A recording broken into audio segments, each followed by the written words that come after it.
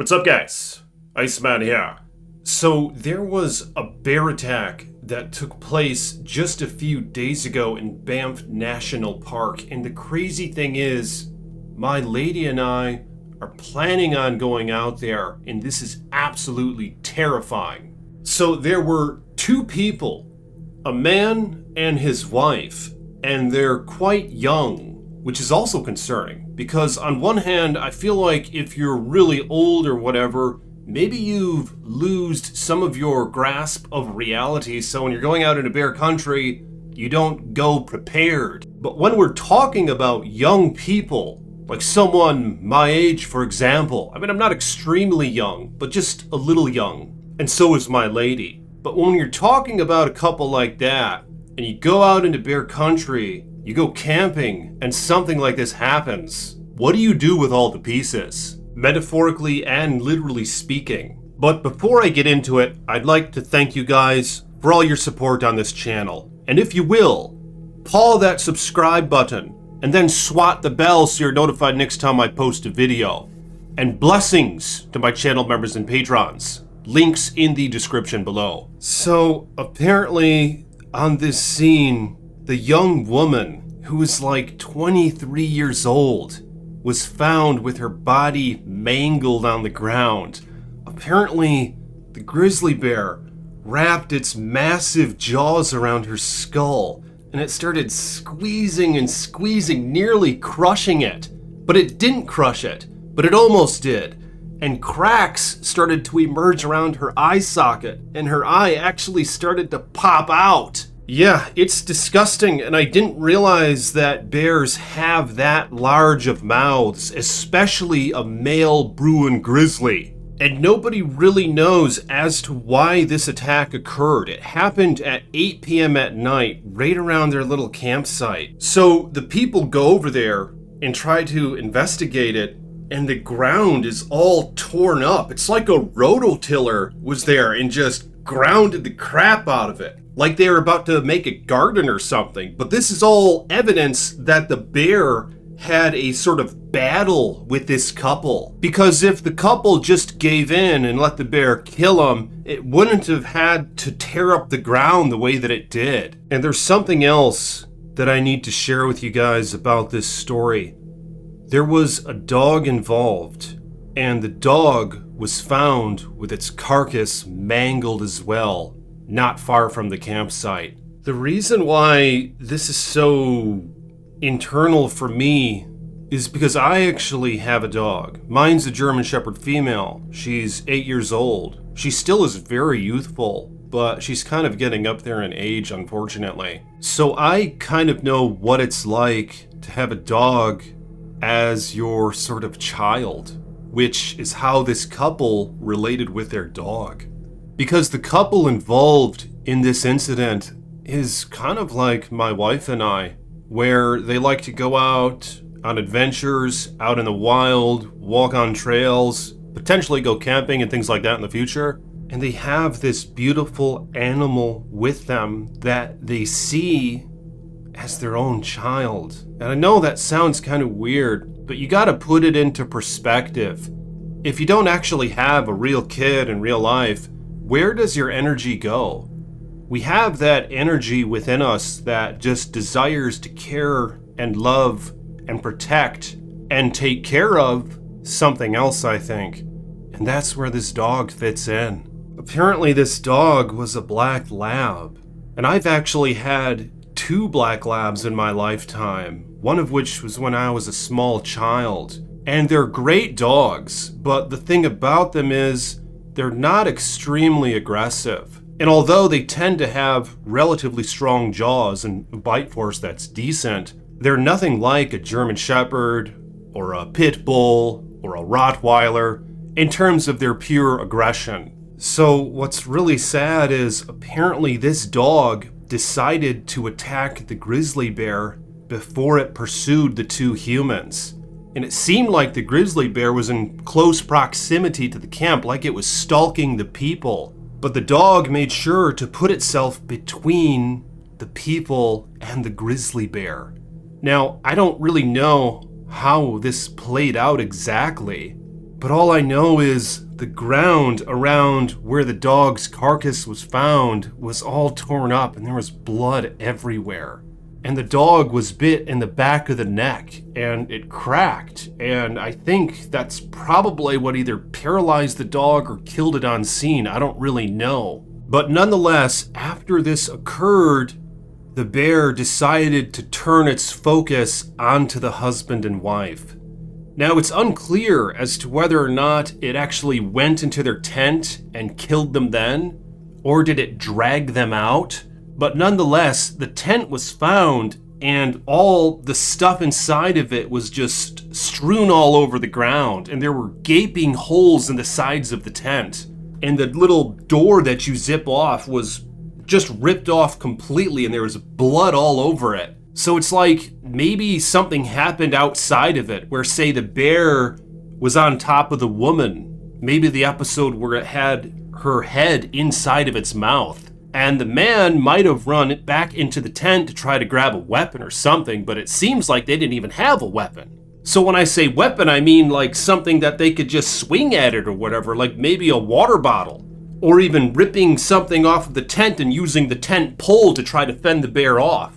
But whatever happened, it was absolutely horrific, and both of these people did not make it, and all three of these victims were found within about 20 to 30 feet from one another in this campsite. So what a hideous attack this was, indeed. And what also is kind of concerning as far as I see it, is apparently bear attacks are on the rise, especially grizzly bear attacks. Now, from the research that I've done, this has a lot to do with the fact that more people have been going out into these national parks. But according to what I've read, from what these authorities have made known to the public at least, is the fact that people are going out there oblivious to how they should and ought to act around bears. And they're not respecting them in the sense that they need to use caution while in a bear's presence. I don't really know if this means that people are just going around trying to get their self in the same image with the bear on their cell phones to put it on TikTok or something. I'm not sure if that's why these attacks are happening more frequently. Or maybe it's just because people are getting dumber and dumber. But I do know that people are less social than before. So I think when they finally get out of their house to go and hang out in nature, especially when they're around their peers, they probably want to kind of act that they have it all figured out and they know how to act around these wild animals. Because if they don't act that way, they're not going to look as cool around their friends. But this is just a small facet of the issue. I don't really know the details as to why these attacks are happening more frequently. Some people say it's because we're encroaching on the bear's territories. Others say that bears are getting more and more brazen and tolerable around people, to where these incidents simply have a higher probability of occurring. But I personally think there's more to it than just that. All you have to do is browse TikTok or YouTube and you'll find people doing stupid crap around bears. So as far as I see it, it has some to do with that. And I think there's also too many yuppies out there who think that it's a bear and it's not going to hurt you and you can get as close to it as you want and things will just be okay. But I really am not sure. Let me know in the comments, why do you think bear attacks are on the rise? Because I'm curious what you guys have to say about that. So apparently this couple did have pepper spray, as pepper spray was found all over the attack site, and the lady had it all over her body. So I don't know if the bear was mauling her and raking its claws on her, and that's when the husband came in with the can of pepper spray. And as a sort of last resort, he decided to just spray it all over the bear and the lady, hoping it would deter the bear. But evidently that didn't work, because apparently the bear turned back and charged the man and ripped him to shreds. Now, he didn't have his eyeball popping out of its socket or anything like that, but his carcass was brutally mauled. And it must have been extremely painful. Now, I don't know why, but the bear didn't really seem to feed on any of the carcasses. All three of the carcasses were for the most part left intact. I feel like the bear might just kind of think that humans are a weird thing, that we're just kind of unusual, and that maybe in some cases we just need to be neutralized and then it can get the hell out of there. So as far as I see it, I think that's what happened here. And in the bear's nature, it's thinking, well, if I kill something, I'm gonna have the opportunity to eat it. So I'm guessing that it killed all three of these beings and realized that they're not really part of its natural diet. I've read that in general, bears don't like the taste of human flesh. So it probably stalked them in a predatory manner, had a little rundown with the dog, and then the two humans, neutralized all three of them, and then took a little break and started sniffing around and realized that these aren't really good food sources, so it just left. Which is crazy because this is often how it goes with grizzly bears. But from the research that I've done, you guys have to be extremely cautious around black bears. Because if they actually attack you, they're more likely to eat you. And in many cases, they'll do it when you're still alive. Because black bears are very much like scavengers. You'll see them digging through garbages and just taking advantage of whatever they can. Granted, they're not as big or formidable or aggressive as grizzlies, they're just extremely opportunistic. And my wife and I are actually going out into black bear territory in about 2 weeks in Upper Michigan. We're going to be walking around a park where black bears, to my understanding, frequent. So if you guys will, put your thoughts and prayers out for us that we're all right and I don't end up being in one of these stories as well. But Banff National Park seems like an amazing place, and I would love to visit there, and I hope that we do in the coming years. And I'll definitely update you guys on YouTube if I go there. I'll post some videos of me out in the nature and all that, and maybe even get some footage of bears. So this attack happened near Red Deer River Valley, and I did a Google research on that area, and it looks just absolutely beautiful. Massive spruce trees, some glistening water, and just nature as far as you can see, and some mountains. So this is the area where these people were camping along with their dog when the attack happened. Somehow, through a GPS device, I don't know if they have satellites up in the air or whatever that can detect incidents or dead bodies or something like that, but authorities were notified that an attack occurred via some sort of GPS signal. And they tried to get out there as soon as they could, but the weather conditions didn't permit a helicopter rescue. So they had to walk out there in a search party. And it took them several hours to get to the campsite, and they actually arrived there around 1 a.m. And remember, the attack happened at 8 p.m. And when they got there, they discovered this hideous scene. And then they saw the grizzly bear, which I think was around a 500-pound Bruin.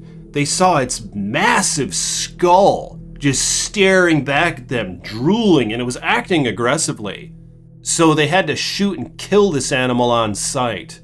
And that's when they discovered the rest of this massacre. But I'm curious what you guys have to say about this incident. What do you think could have been done differently to avoid this situation? Would you dare camp out in Yellowstone Park or Banff National Park or any of those places that have grizzly bears all over the frickin' place?